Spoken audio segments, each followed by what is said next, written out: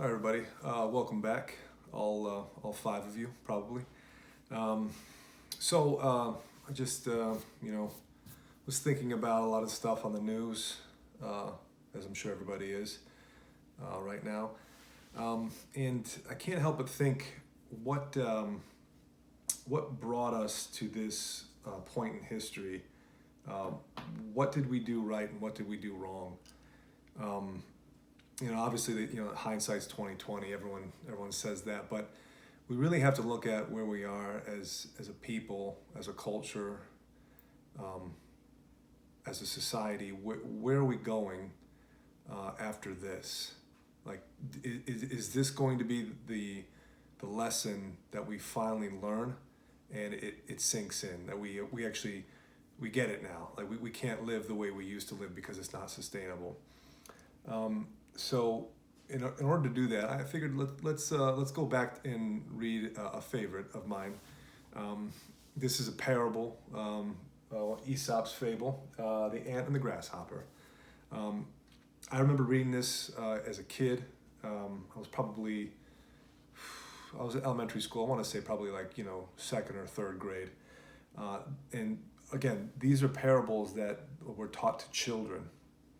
Okay, not grown adults, children. So let's read the fable of the ant and the grasshopper. One bright day in late autumn, a family of ants were bustling about in the warm sunshine, drying out the grain they had stored up during the summer, when a starving grasshopper, his fiddle under his arm, came up and humbly begged for a bite to eat. "What?" cried the ants in surprise. "Haven't you stored anything away for the winter? What in the world were you doing all summer?" "I didn't have any time to store up food," whined the grasshopper. "I was so busy making music that before I knew it, summer was gone."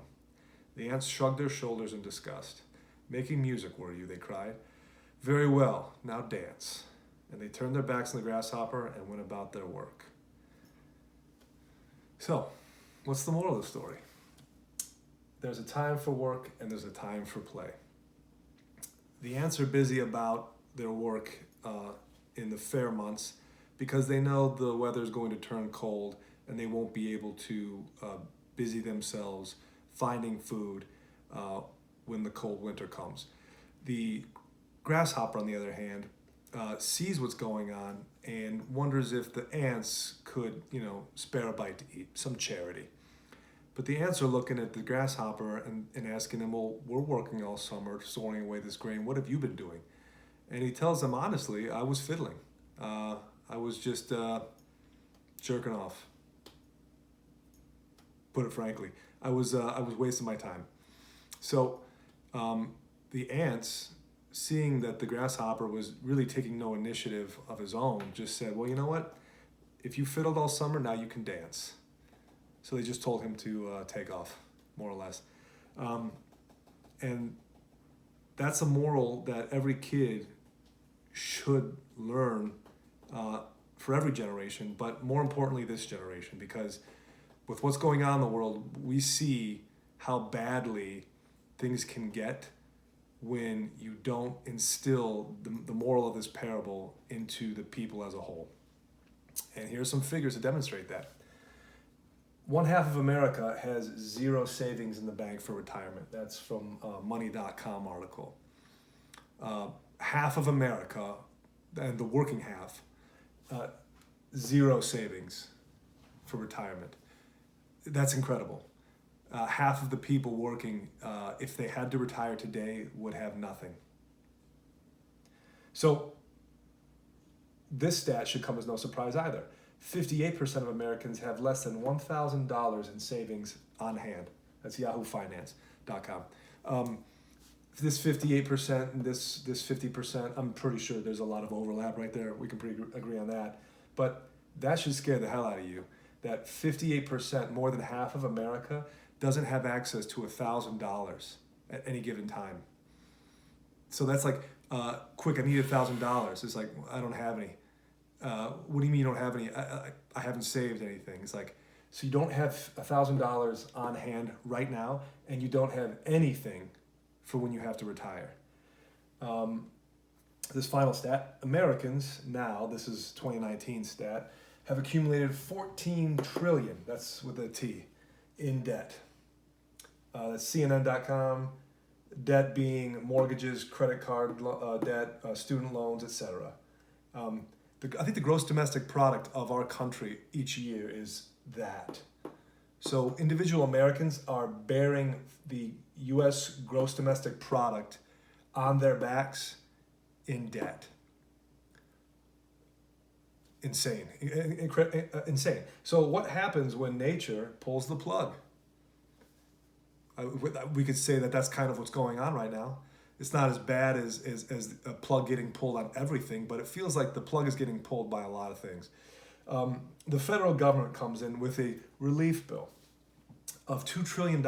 Again, remember, these people, we Americans, we've accumulated $14 trillion in debt. So the federal government says, well, what's an extra $2 trillion, right? That means that most people, not everybody, not me, probably not a lot of you, if you make over a certain limit as far as like your income, you won't qualify for this. But for most people that qualify, it means a one-time check of $1,200, and you get $500 on top of that for every kid you have that's 16 years or younger. What does that mean? That means if you have, let's say, a grasshopper who has a kid, not married, the daddy grasshopper is no longer in the picture, mama grasshopper will get $1,700. If half of America up until this point has put zero in the bank for retirement, and if 58% of America has less than $1,000 on hand, how fast do you think that $1,700 is going to get blown? Pretty quick. People aren't going to save this money.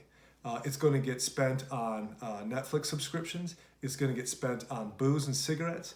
It's going to get spent on junk food. It's going to get spent on quick, easy endorphin rush, like feel-good stuff that won't last. Americans, just because they're handed $2 trillion in free money, that's not going to teach them overnight, okay, now it's serious. Everybody needs to take this money and invest it wisely. Please save it. Would you do that for us? No. This one-time check of $2 trillion, that is going to go out into the ether, and literally like a heroin addict that gets a 1 week supply of methadone, they're going to be back in a week and be like, we need more relief. We need more stimulus. This can't last. In fact, this was a bad idea from the get-go, because I think it gave people false hope that as long as this was coming, more would be on the way.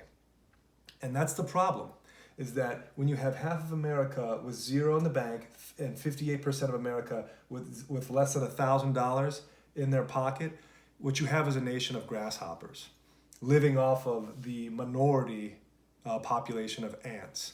Because this federal government has decided, well, you know what?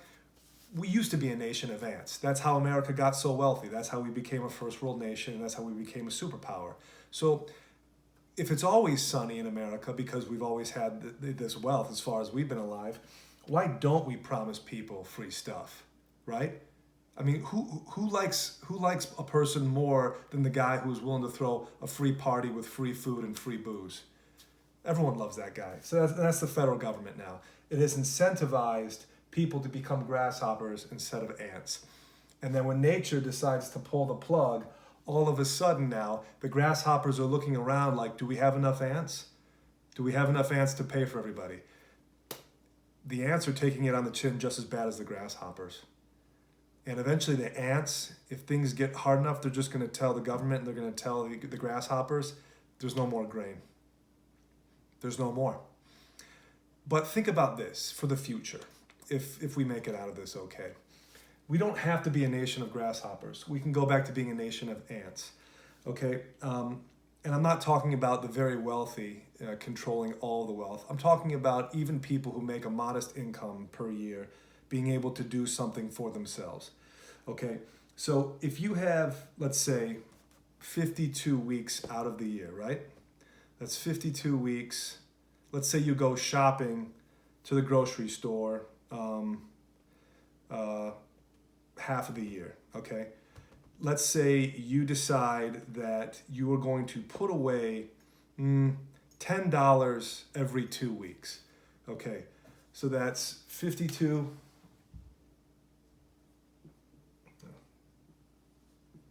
divided by 2. That's 2, 1, that's 6. 26 weeks. I'm sorry, yeah, 26 weeks. You go for 26 weeks, you go to the grocery store, you spend $10 for each of those weeks on storable food. Okay? Let's say you do that every 2 weeks, you've got $260 worth of storable food per year. Let's say you do that for 2 years, right?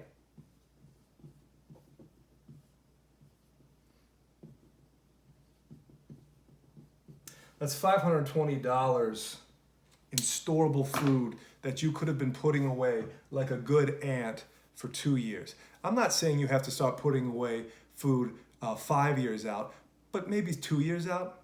Maybe if everybody took $10 and decided to put $10 into their bi-weekly grocery budget and dedicated it to storable food like rice, like dried beans, like oats, like honey, things they know that if they put on a shelf in a cool, dry place, it'll last.